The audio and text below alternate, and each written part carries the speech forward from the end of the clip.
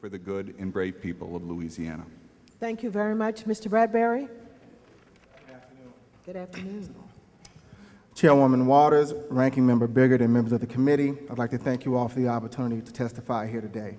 My name is Stephen Bradberry, and I'm the head organizer for Louisiana ACORN, the largest grassroots community-based organization in the city of New Orleans and the state of Louisiana, as well as the United States of America. I'm not only the only American individual to receive the Robert F. Kennedy Human Rights Award, but I'm also a graduate of Fair Dillard. I'd like to point to two things that helped to set the stage, at least for everyone in the city of New Orleans, that occurred very shortly after the storm as we watched the recovery process unfold before our eyes. September 8th, Wall Street Journal. We have Jim Reese, who was later appointed to the Bring New Orleans Back Commission to be the chair of their infrastructure committee, was quoted as saying, coming out of a meeting in Dallas with the power elite, which included our mayor, that the city of New Orleans would have to change demographically and economically, or these families would be pulling their money out of the city of New Orleans. New Orleans, prior to the storm, was demographically primarily African American and economically working class.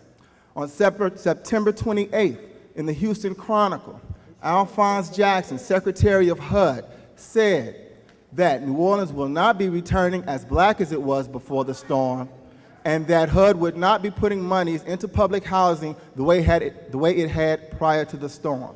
These two statements by these two gentlemen, who are decision makers non-par, have set the stage for all the confusion, the heartache, and trauma that we've been dealing with ever since.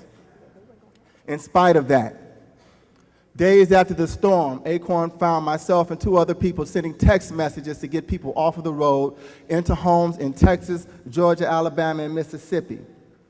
In December, with a threat for us to march across the bridge into the Lower Ninth Ward, December 1st, the mayor finally opened up the Lower Ninth Ward, the only neighborhood that people were not allowed to go into up to that time.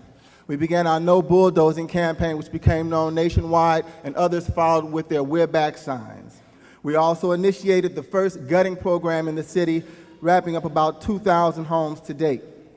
In February 2006, President Bush said he would not be sending any more money to the Gulf region for recovery, that the community development block grant monies he sent was enough. A week later, 500 people in red shirts like this one here, chanting ACORN, showed up on his doorstep. The week after that, $19 billion more was allocated to the Gulf region.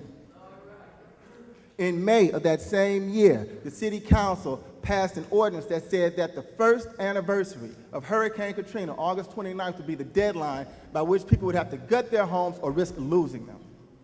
They had not put up a single penny to assist any of the gutting organizations, not the ones by ACORN, not the ones by Catholic Charity, not the ones by Common Ground, not the ones by any organization in the city of New Orleans. And just so that you know, the mayor just gave out $15 million to private corporations to gut houses, although all of us use volunteers to leverage the private funds that we've been receiving.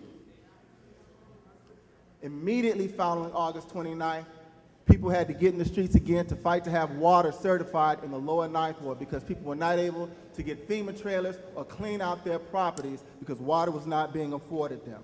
And you all came down today to see the first two houses that were constructed in that very same neighborhood. I'd like to wrap up with a few recommendations. Place a moratorium on eminent domain. Preserve the existing housing stock. Restore HUD public housing. Ensure affordability of replacement housing.